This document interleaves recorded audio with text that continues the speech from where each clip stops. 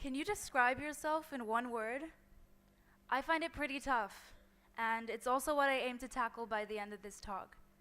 I know it's been said over and over, be yourself, be you, be unique, but at the end of the day, they're just words, and you can't help it if you listen to media or want to look like an Instagram model or just want to be popular or famous or VIP. See, I don't think it's even human nature to want to be liked. I think it's just biological programming. A flower will try and grow bright and beautiful, a peacock will flash its feathers, a lion will fight to the death just to get respect. And I think that's where our insecurities come from, and that's why we seek acceptance. And that leads me to two concepts I think I had to overcome to find my identity. The first thing is an Oreo. And I don't mean the cookie, but when you picture an Oreo, it's brown on top, brown on the bottom, and has a white filling. These days, it's also a word given to black people who are seen as being white on the inside. That is to say, according to the Urban Dictionary, that they have developed the values, behaviors, and attitudes of upper middle class white society at the cost of their own heritage. And that last part was really important to me because at the time, I thought, what if I'm an Oreo? What if I'm losing my heritage and therefore my identity? Being half Jamaican, half British, resident of Poland, Hungary, and Ireland, student of French, British, and Irish schools with an Arabic name, I felt like I had no strong identity, and I needed my heritage. And I also thought, well, less than 5% of all my acquaintances and friends have been black, let alone Jamaican. And I've always gone to predominantly white schools. And when I say predominantly white, there's never been more than about 10 black people in the whole place. And that is not something I could ever want to change. I would never want to change my life. And it's now that I realize, at the time, I wasn't actually afraid of being an Oreo. I was afraid of being called an Oreo. Because at the end of the day, you can never lose who you are, but you can be afraid of who people think you are. I used to actually think that if I wasn't seen as black, I wouldn't be anyone different or special compared to the others around me. And it sounds silly to say now, but that brings me to my next concept, which will help explain it. I call it positive racism. And don't be fooled by the positive, because it's not. And don't focus on the racism part either, because this is my story, but really it can discriminate in whatever way it wants. It can be gender, sexuality, it can be appearance, which I think is a big one. Examples of positive racism can come from, the fact that I move around every now and then, school to school, country to country, and I know what it's like to want to fit in, especially when you're a teenager. So when random people would approach me and touch my different hair, and this was all before I knew even their names, I wouldn't complain. When I was picked as one of the first on sports teams because they assumed I was athletic and fast, I wouldn't complain. And when I was stopped in the streets of Warsaw with people telling me I'm exotic and asking where I'm from, I wouldn't complain either. Because at the end of the day, when you're young and you're looking for acceptance, you take it in whatever form it comes in.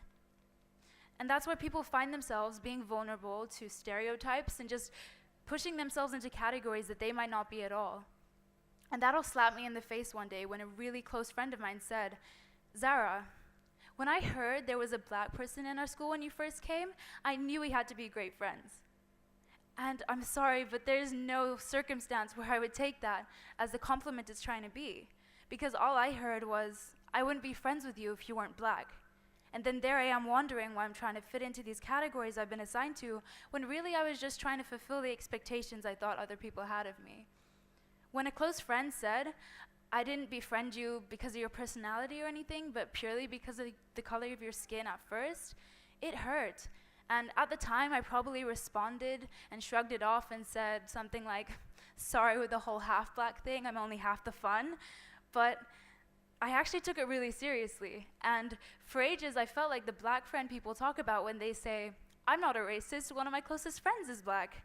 And that's a really awkward position to be in, because people aren't gay pride flags to be waved around or medals to be worn. I feel like these days, especially on media, there's people who want pats on the back just for showing they're accepting and not racist, when really it shouldn't be a challenge in the first place. The truth is, when people say things like, I love black people, it's kind of offensive, because To me, it doesn't translate as equality because that would sound more like, I love all people. To me, it sounds like, I love the stereotypes associated with black people. And I think that's where you find people pushing themselves into stereotypes and categories just to feel relevant and liked and accepted. A blonde might act dumber, a Irish guy might make his accent stronger, a girl might wear makeup not because she wants to, but because she doesn't want to appear unfeminine. See, positive racism is a hard thing to tackle because it's so subtle, and I think what helped me overcome it is realizing that it was mostly self-inflicted, while society did play a big part. But it was me who was listening to rap music or learning Jamaican slang. It was me who was letting people call me exotic and touch my hair and call me athletic. And the thing is, stereotypes are stereotypes, and if you let one through, the rest are gonna follow, whether you use them to your advantage or not. I mean, to me, I just find stereotypes ridiculous and a coincidence if anything. I mean, sure, I'm Jamaican, sure I love reggae, but I don't see any correlation at all. I don't think things like that would really impact what I like and what I do. And just another thing, I don't know who came up with the whole thing with black people loving chicken because it's an international staple food. Who doesn't like chicken? But coming back to the question, can you describe yourself in one word? I would say no, because for me to assign myself one word is to exclude all the other great things I might be. Also, to assume, like stereotypes, there's a category out there for you that you automatically belong to is also ridiculous. And you might sit there and think, I'm not really affected by stereotypes and things, but why do you think people gravitate towards reading horoscopes or going to psychologists or just supporting sports teams, for example? It's a sense of belonging, it's a sense of identity, and it's easier to be told who you are than to have to figure it out yourself. And I'm by no means perfect. I like those sorts of things, but I've learned not to take them seriously. And as a proud Gemini, I would just like to say, be the cream, be the cookie, be the whole damn Oreo, whatever flavor or mix of flavors you might want to be. Because whoever said that you should be whatever it says on your packaging is just wrong, and they've been proven over and over again. You see, it's those people who break categories and who break stereotypes who are out there changing the world, making history, who are proud of who they are. Eminem, a white rapper, can break stereotypes in the rap world. Patty Jones, an 80-year-old grandma from the UK, can become a famous acrobatic salsa dancer.